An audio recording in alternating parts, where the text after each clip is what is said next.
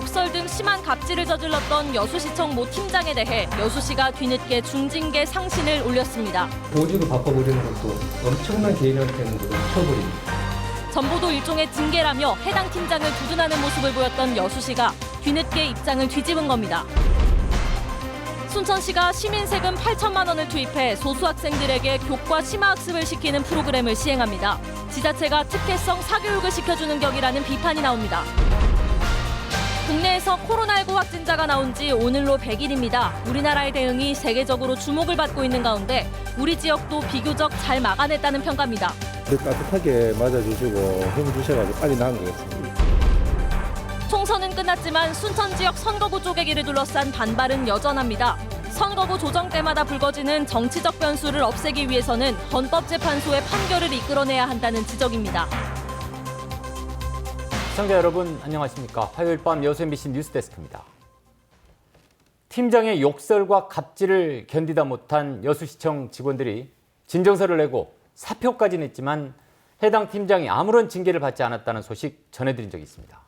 그런데 징계 사안이 아니라고 판단했던 여수시가 돌연 입장을 바꿔 상급기관인 전라남도에 중징계 요구를 한 것으로 확인됐습니다.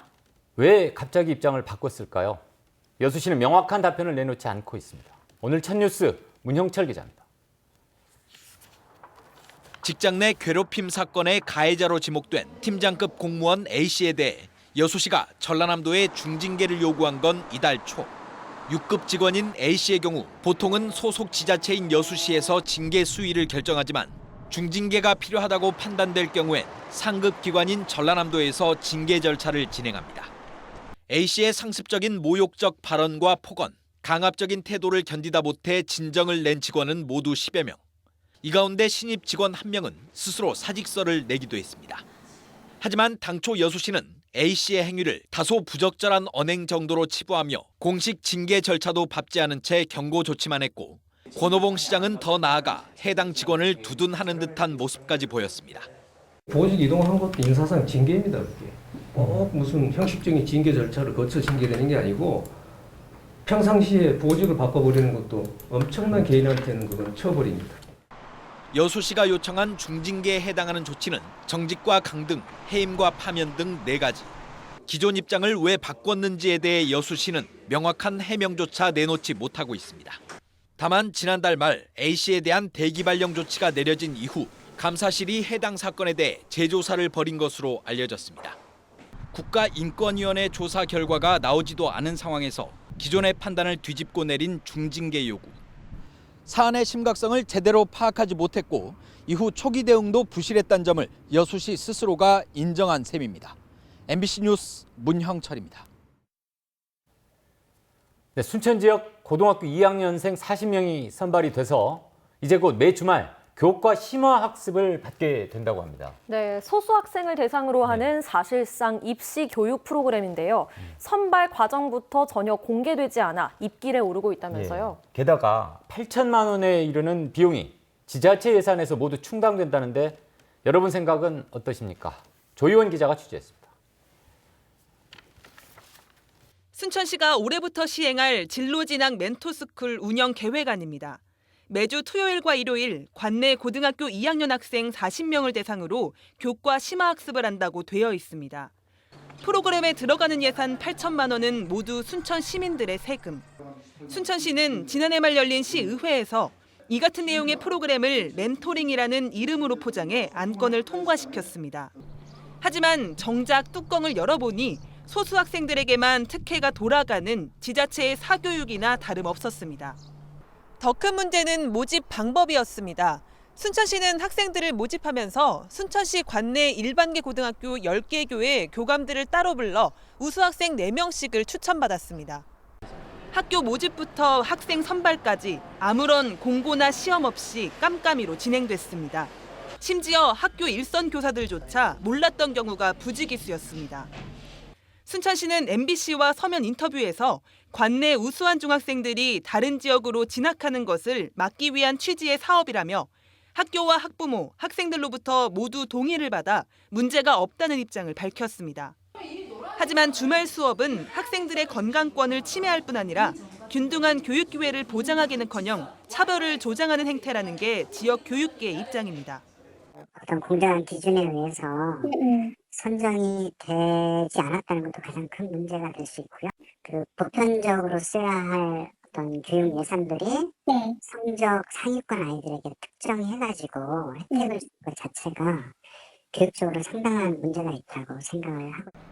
전라남도 교육청은 운영상 문제점이나 차별적인 요소가 없는지 검토에 들어갔습니다. 그게 이제 어떤 형태로 진행되는 건지 이제 대충은 얘기는 들었는데 운영 자체를 이제 어떻게 하는지 모르겠는데 예, 이제 세부적인 내용들은 저희들도 이제 한번 파악을 해보려고. 순천시는 대면 등교가 시행되는 대로 프로그램 운영을 시작하겠다는 계획. 코로나19로 어려운 소외계층 학생들이 많다는 소식도 전해지는 요즘 행정기관이 세금을 들여 소수의 학생에게 특혜를 주는 것이 과연 옳은 것이냐는 비판은 피하기 어려워 보입니다. MBC 뉴스 조희원입니다. 국내에서 코로나19 확진자가 나온 지 오늘로 꼭 100일째인데요. 그 사이 전국적으로는 10,000명이 넘는 확진자가 발생했지만 다른 나라에 비해 비교적 잘 대처했다는 평가입니다. 우리 지역도 시민들의 적극적인 협조 속에 바이러스를 잘 방어해 왔습니다. 송정근 기자입니다. 중형병원에서 나온 광주의 첫 확진자, 그리고 신천지 대구교회를 다녀온 확진자, 발병 초기 광주에서도 집단 감염의 위험이 높았습니다. 하지만 고비고비를 잘 넘겼습니다. 지금까지 광주 전남의 확진자 수는 45명, 제주를 제외하면 전국에서 가장 낮은 수준입니다. 최근에는 해외 입국자를 제외하면 지역 내 감염자는 없다고 봐도 무방할 정도입니다. 해외 입국자로부터 지역사회 감염을 원천 차단하고자 2차례의 특별 행정 명령 역시 정부 지침보다 강화된 기준을 발동하였고, 방역 당국의 대처도 대처지만 마스크 챙겨 쓰고 외출을 참아가며 자발적으로 협조한 시민들의 힘이 컸습니다. 병상이 부족해 치료도 받지 못한 채 환자들이 집에서 숨지고 있다는 대구 지역 소식에는 기꺼이 병상을 내주며 나눔과 연대의 정신을 실천했습니다. 따뜻하게 맞아주시고 힘 주셔가지고 빨리 나은 것 같습니다. 예. 그래서 너무 감사드리고 저희도 또 퇴원해서 또 광주를 위해서 기도하고 있습니다. 지난 100일을 이렇게 슬기롭게 견디면서 1차 파고를 넘겼지만 아직은 마음을 놓을 수는 없습니다. 광주시는 2차 대유행이 올 수 있다는 보건당국의 경고에 따라 감염병 지원당 구성과 음압병상 확대 등 후속 대책을 준비하면서 시민들에게도 방역 수칙을 꼭 지켜달라고 당부했습니다. MBC 뉴스 송정근입니다. 코로나19 확산으로 광주 전남 신용카드 사용자들의 온라인 매장 이용이 급증한 것으로 나타났습니다. 한국은행 광주 전남 본부가 신한카드 하나카드사의 협조를 얻어 카드 사용자들의 지난 2월 사용 내역을 분석한 결과 온라인 매장 사용액은 전년 같은 달에 비해 광주는 51.4%, 전남은 68.4%나 증가했습니다. 이는 코로나19가 확산하기 전인 지난 1월 광주와 전남 카드 사용자들의 온라인 매장 사용액 증가율 24.5%와 32.1%보다 2배 이상 증가한 것으로 비대면 쇼핑 확산 문화가 반영된 것으로 분석됩니다. 올해 처음 열리는 순천 생활문화 페스티벌이 무관중 콘서트로 열립니다. 순천문화재단은 연휴가 시작되는 오는 30일부터 나흘간 문화건강센터 다목적 홀에서 제1회 순천 생활문화 페스티벌 무관중 콘서트를 개최한다고 밝혔습니다. 이번 페스티벌에는 대중음악과 국악, 무용 등 장르별로 모두 120팀이 참여하고 공연 영상은 다음 달 1일부터 5일까지 유튜브 등 SNS 채널을 통해 공개됩니다. 제21대 총선이 끝났지만 순천시 선거구 분쟁의 불씨는 여전히 남아 있습니다. 선거구 조정 때마다 불거지는 정치적 변수를 없애기 위해 헌법재판소의 최종 판결을 받아야 한다는 목소리에 힘이 실리고 있습니다. 박민주 기자가 취재했습니다. 국회가 순천시 해룡면을 인근 광양곡성 구례 선거구에 합친 건 지난 3월. 총선 전국과 맞물려 선거구 쪼개기 논란이 거세게 일었습니다. 선거 기간 동북권을 찾은 이낙연 전 총리도 21대 총선에 한시적으로 적용된 거라며 선거구 개선을 언급했습니다. 다음 선거에 반드시 정상으로 되돌려 놓아서 신대지구 주민, 해룡 면민 여러분이 바라시는 그대로. 하지만 헌법소원에 나섰던 시민단체는 선거구 분쟁에 대한 헌법재판소의 최종 판결이 필요하다고 보고 있습니다. 선거구 조정 때마다 불거지는 정치적 변수를 없애기 위해 법적 판단이 중요하다는 겁니다. 이번 문제가 헌법적으로 굉장히 중요한 의미가 있는 거기 때문에 현재에서는 선거가 끝났지만 그 위헌성은 확인해 줄 것으로 예상이 됩니다. 현행 공직선거법은 순천시 분구와 관련해 특례 부칙을 적용했습니다. 국회는 선거일 1년 전에 선거구를 다시 획정하는데 법적 판단이 아니라 정치적 이해관계에 따라 변수가 생길 수 있습니다. 때문에 지역 정치권도 헌법 불합치 과정이 필요하다고 지적합니다. 이렇게 또 만들어버릴 수 있습니다. 위헌 결정이 안 내려진다 하더라도 헌법 불합치 결정이 내려지면 앞으로는 이런 법을 못 만든다는 거죠. 현행 선거구 인구 상한선 기준은 27만 8천 명으로 순천시는 국회의원 2명을 선출할 수 있습니다. 선거는 끝났지만 선거구 획정 판결은 여전한 쟁점입니다. MBC 뉴스 박민주입니다. 해마다 연말이 되면 되풀이되던 일부 지자체들의 인구 늘리기 경쟁을 크게 완화할 수 있는 제도적 장치가 마련됐습니다. 전남도 의회에 따르면 전라남도가 교부금 산정의 근거가 되고 있는 인구수에 따른 금액 배분 기준 시점을 현행 12월 31일에서 매년 1월 1일 기준 최근 6개월 평균으로 변경하도록 한 조정교부금 배분 조례안이 최근 본회의 심의를 통과했습니다. 이번 조례안을 대표 발의한 임종기 의원은 연말 일시적인 인구 유입으로 조정교부금 분배가 적법하게 이루어지지 못하는 부분을 바로잡으려 했다며 발의의 배경을 설명했습니다. 광양 지역 오염물질 배출업소들이 무더기로 적발됐습니다. 광양시는 올해 4월까지 관내 오염물질 배출시설과 방지시설 등을 대상으로 점검을 실시해 모두 29곳을 적발하고 이 가운데 미신고 운영을 한 폐기물 처리업체 등 4곳을 고발했다고 밝혔습니다. 광양시는 또 코로나19 사태가 장기화하면서 산업단지 등을 중심으로 암행 감시를 강화할 계획입니다. 유명 프랜차이즈 햄버거에서 벌레가 나와서 보건당국이 조사에 나섰습니다. 여수시 보건소는 지난 3월 여수의 한 패스트푸드점 햄버거에서 지렁이로 추정되는 벌레가 나온 사실을 최근 확인했다고 밝혔습니다. 보건소는 양상추를 손질하는 과정에서 섞여 들어간 것으로 보고 해당 점포에 1차 시정명령을 내릴 예정이라고 덧붙였습니다. 제21대 국회 개원이 한 달 앞으로 다가오면서 지역 현안 사업에 대한 논의가 본격화하고 있습니다.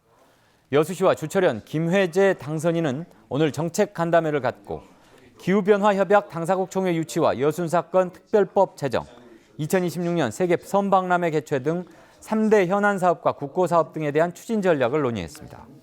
이와 함께 주철현 당선인은 석유화학산단 특별법 제정과 해양관광공사 설립을, 김회재 당선인은 율촌산단 배후택지 개발과 애양원 내 테마파크 조성을 제안했습니다. 순천대학교가 2020년 지역 특화산업 육성 사업 주관기관으로 최종 선정돼 앞으로 1년 동안 2억 9천만 원을 지원받습니다.